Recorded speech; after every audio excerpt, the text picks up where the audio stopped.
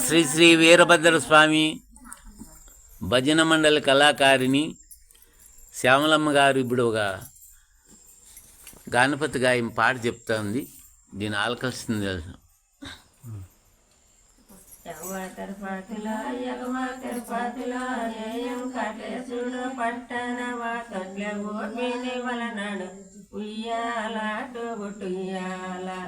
తొట్టెల్ల చిన్నోడు శిల్ప మరుంచనే ఉయ్యాల తుగుటియాల